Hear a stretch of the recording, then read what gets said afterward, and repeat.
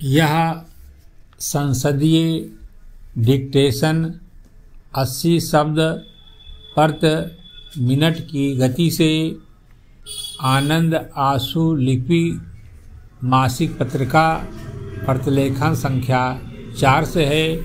यदि यह आपको अच्छा लगे तो लाइक, शेयर और सब्सक्राइब अवश्य करें।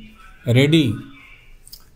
महोदय, मैं राष्ट्रीयकरण के उस पक्ष पर इसके सिवा और कुछ नहीं कहना चाहूँगी, क्योंकि विशेषज्ञों के रूप में आपने स्वयं ही पिछले वर्षों में देखा होगा कि हमारी मुद्रा व्यवस्था में कौन सी बातें हैं जो कमजोरी और उदासीनता को जन्म देने वाली हैं, और वे क्या परिस्थितियां हैं जिनके कारण हमारी वित्तीय संस्थाएं अभी तक देश के बड़े भागों की समुचित रूप में सेवा नहीं कर पा रही हैं। अखबारों के अलावा अन्यत्र भी यह शिकायत मिलती रही है कि बैंकों के राष्ट्रीयकरण के बाद अब उनकी कार्य प्रणाली पर राजनैतिक प्रभाव पड़ सकता है।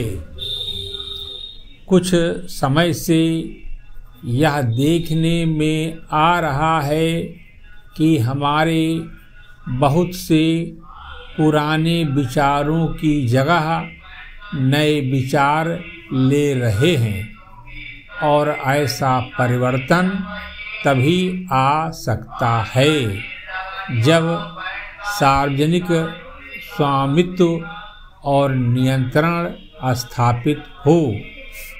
राजनीति को जीवन के अन्य अंगों से अलग कर सकना बहुत कठिन होता है, लेकिन यह बात न केवल यहाँ बल्कि इंग्लैंड जैसे देशों में स्वीकृत की जाती रही है।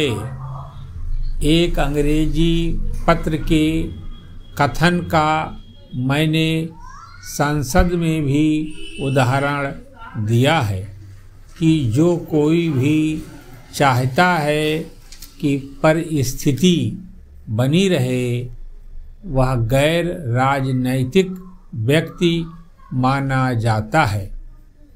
पैरा।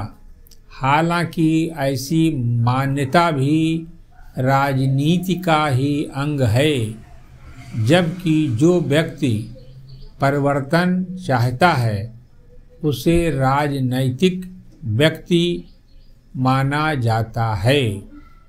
ये दोनों ही रवैये राजनैतिक होते हैं। ऐसा नहीं है कि एक अधिक राजनैतिक होगा और दूसरा कम। बैंकों का अर्थव्यवस्था के विकास से निकट का संबंध होता है, और इसीलिए वह राजनैतिक परिस्थितियों से सर्वथा अछूते नहीं रह सकते।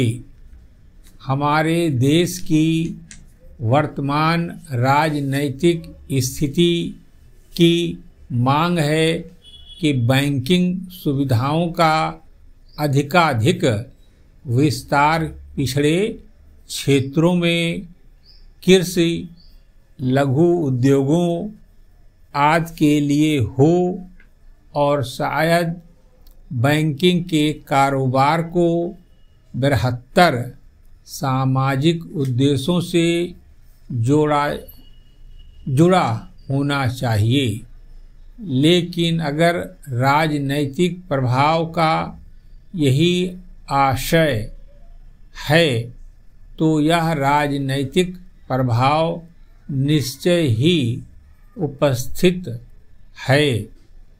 अगर आलोचकों का उससे यह अभिप्राय है कि अपने प्रतिदिन के कामों में बैंकों का काम देखने वालों पर ऐसी बाहरी बातों का प्रभाव पड़ सकता है जिनका सार्वजनिक हित से या आर्थिक विकास से कोई रिश्ता ना हो, तो मुझे आपको यह आश्वासन देते हुए कोई हिचक नहीं है कि जब तक इन कामों का भार मुझ पर है तब तक आपके काम में ऐसी बातों को आड़े नहीं आने दिया जाएगा।